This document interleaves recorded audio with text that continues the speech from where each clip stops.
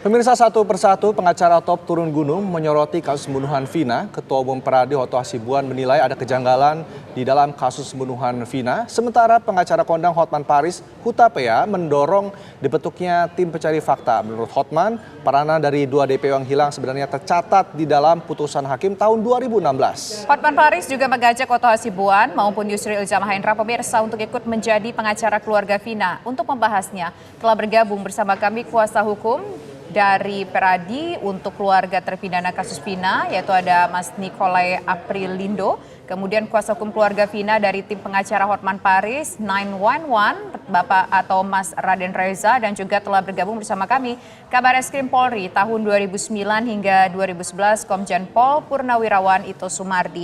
Selamat sore Bapak semua. Selamat sore. Ya. Pertama saya ingin dari tim Bang Hotman dari 911 terlebih dahulu. Kenapa minta dibentuk tim pencari fakta? Ya, seperti yang tadi kita baru melaksanakan konferensi pers itu kan memang sekarang semua fokus penyidikan itu hanya di Peggy yang dari awal kita gaungkan itu kan kemana kedua terduga DPO yang dibilang fiktif itu kan. Jadi itu ternyata belum terjawab sampai saat ini. Andai pun memang tetap mengacu dibilang fiktif itu berarti semua putusan pengadilan dan segala macam putusan itu kan berarti kan harus diulang, tidak berlaku kan seperti itu. Karena semua itu kan sudah jelas peran sertanya dari 2 DPO ini kan sudah jelas di situ, ada di putusan pengadilan. Mereka ada yang dibonceng naik motor, ada yang membuka celana lah segala macam, itu sudah jelas. Terus kalau misalkan tiba-tiba dibilang fiktif, berarti semua berantakan lagi dong. Kan tidak fair menurut kita. Baik, berarti ini, tapi mengapa sampai harus meminta Presiden ini untuk turun juga memantau kasus ini? Iya, karena yang kita amati sekarang ini kan memang pihak kepolisian itu hanya fokus di Peggy. Sedangkan kalau misalkan hanya ada 2 kemungkinan, Peggy itu dibebaskan atau ditetapkan sebagai atau ditahan gitu kan. Itu kan berarti kasus sudah selesai dan tidak akan terungkap kenapa bisa hilang 2 DPO ini kan.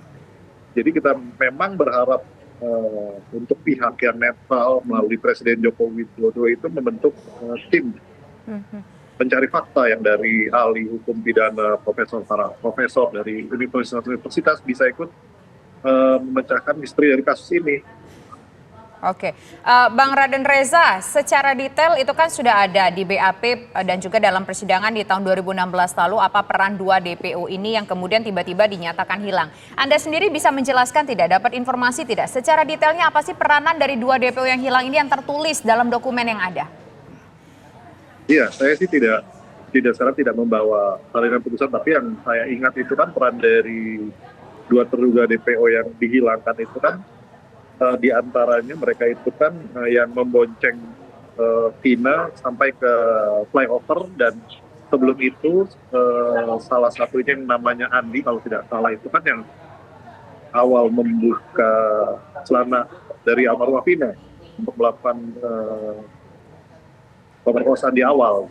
Jadi kan itu sudah jelas, sudah sangat jelas, dan itu kan kesaksian itu kan BAP itu kan mereka yang buat di awal. Jadi kalau misalkan tiba-tiba dibilang fiktif itu kan dalam waktu yang singkat pada saat itu, kalau tidak salah sekitar 2 minggu itu kan terlalu terburu-buru menurut kami. Kecuali dibilang misalkan kedua DPO itu masih belum bisa ditemukan, ya itu masih bisa kita terima. Tapi kalau tiba-tiba dibilang fiktif, walaupun ada rilis ulang dari Kadif Humas dari Mabes Polri kalau tidak salah, itu kan memang masih membuka celah dan juga membuka hotline gitu. Tapi kan tetap saja kita masih belum bisa dapat jawaban yang pas gitu.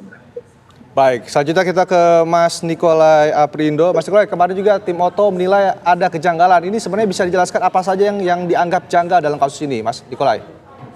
Ya, terima kasih. Jadi kemarin itu keluarga atau ibu atau orang tua dari 5 terpidana bersama dengan 4 orang saksi yang pernah diperiksa dalam perkara kasus pembunuhan Vina ini di tahun 2016 dan 5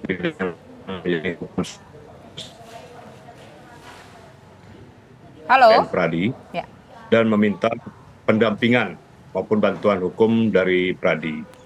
Nah, kami melihat bahwa berdasarkan putusan yang kami terima, kemudian berita acara pemeriksaan, dakwaan yang diberikan kepada kami, salinannya semuanya ya diberikan kepada kami. Setelah kami pelajari, ternyata itu ada beberapa kejanggalan. Kejanggalan yang kami maksudkan adalah pertama tadi sudah disampaikan oleh rekan dari kuasa Bang Hotman tadi, 911, itu bahwa adanya penghilangan dua nama DPO, yaitu si siapa namanya Andi dan siapa satu lagi itu, Dede. saya lupa, Dede. pokoknya Ya, dua orang silakan, yang Pak. ya itu dihilangkan. Yang kedua, 4 orang saksi yang diperiksa pada 2016 yang lalu, mereka menyatakan bahwa pada saat kejadian tanggal 27 Agustus 2016, itu para terpidana yang saat ini masih mendekam dalam penjara dengan vonis seumur hidup itu berada bersama mereka di dalam rumah dari anak Pak RT. Dan Pak RT mengetahui hal tersebut. Mereka tidak kemana-mana, bahkan sampai pagi mereka berada di rumah itu dan kemudian pagi mereka berangkat bekerja sebagai kuli bangunan. Nah, sehingga mereka tidak berada di tempat kejadian perkara atau tidak melakukan sesuatu apapun yang dituduhkan kepada mereka. Dan yang ketiga bahwa kesaksian dari Pak RT itu sendiri yang menyatakan bahwa mereka tidak berada di rumahnya Pak RT. Padahal 9 orang yang sebagai saksi maupun terpidana itu 10 ya, itu berada di rumah Pak RT dan 10 orang ini menyatakan mereka betul berada di rumah Pak RT itu dari pukul 10 sampai 10 malam sampai dengan pagi hari itu mereka ada di rumah Pak RT. Jadi kesaksian satu orang Pak RT itu tidak dapat dipakai sebagai saksi.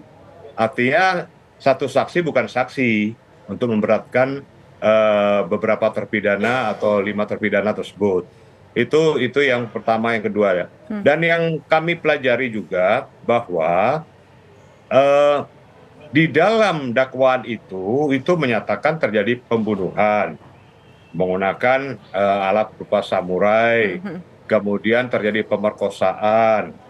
Nah, permasalahannya sampai dengan detik ini, visum et repertum dari pemerkosaan itu sendiri tidak pernah dihadirkan depan persidangan maupun alat bukti yang dipakai untuk kejahatan tidak pernah dihadirkan dalam persidangan.